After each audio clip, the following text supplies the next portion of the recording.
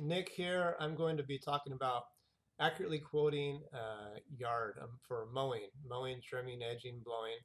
And particularly, I'm talking to the newbie here, someone who's just getting into the business and wants to know how much to quote. So it's a common mistake to underquote, and we don't want to do that. For one, you're kind of lowers the whole industry down. When people underquote, underbid, people think, oh, that's the going rate. Of course, you're leaving money on the table for yourself, so why do that? And really sabotaging any chance of expanding in the future, because if you underbid, your profit margins will be very low if you decide to hire employees or pay workers comp, pay insurance, do things legitimately. So the other problem is overcharging. If you overcharge, you likely won't get the job in the first place. If you do, and what you're doing, your job you're doing isn't meritorious of that higher rate, you're likely to be undercut. So all in all, it's best to just give accurate quotes to start with. So that's what we're going to talk about. So there's kind of three things you need to consider when quoting accurately, giving a good quote. First is the size of the property. So when someone calls me with my business and a lead, maybe through the Craigslist ad or through a flyer, the first thing I want to know is, what's your property address? I need to get that information. I'll also ask them about their history with lawn service, if they have anything that's really frustrating about the last guy, perhaps he's never closed the gate and the dog got out, whatever. That's good to know. We don't want to make any of the same mistakes that the last guy made.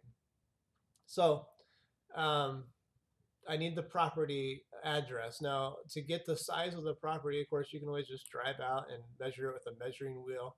And that's time consuming. I don't have time for that. So what I use is Google Maps.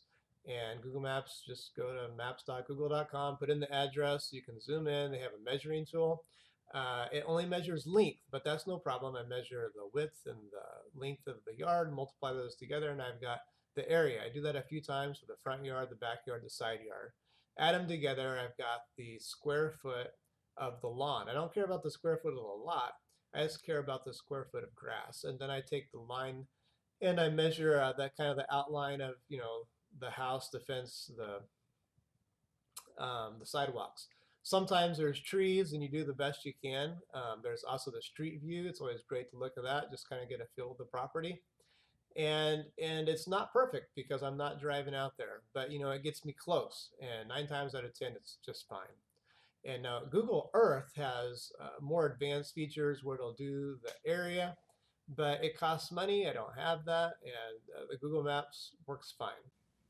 So the second step is to estimate how long it will take to do the job. So we know the dimensions of the yard, and what we need to do is multiply that by the rate at which we mow and trim. How do we find that rate? So what we're going to do to find our mowing rate is mow a yard that we know the dimensions of, like our own yard. And so, for example, I mowed my own yard. I used a push mower, and I got the front yard was 2,500 square feet, and I did it in 12 minutes. And the backyard was 1,000 square feet, and I did it in 7 minutes. So I averaged 176 square feet a minute mowing rate. And I use the same concept for trimming as well to get a trimming rate. So now I can estimate the job because I know the area and I know my rate. So I can estimate how long it'll take me to do any yard.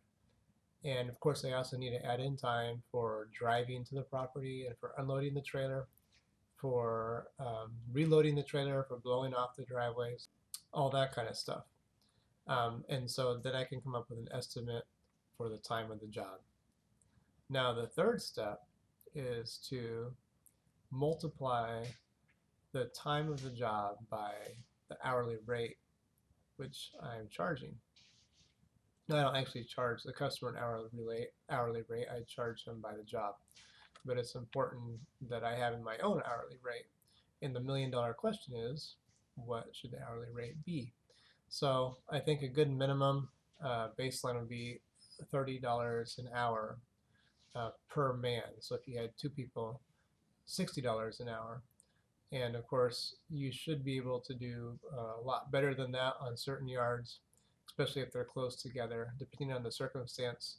But when you're just starting and perhaps using basic equipment and a push mower, $30 an hour rate's probably reasonable.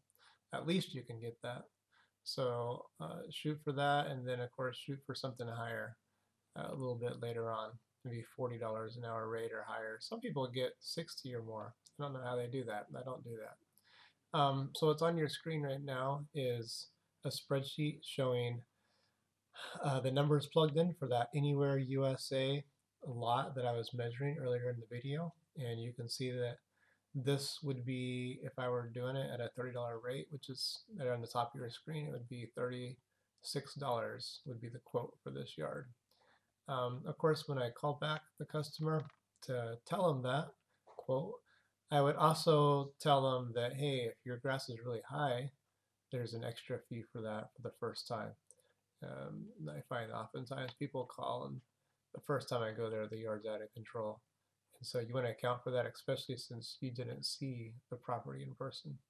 So hopefully this is helpful, and that spreadsheet, the link to it is down below on my website. It's free, and use it, put your numbers in, tweak it, and hope you find it useful. Thanks.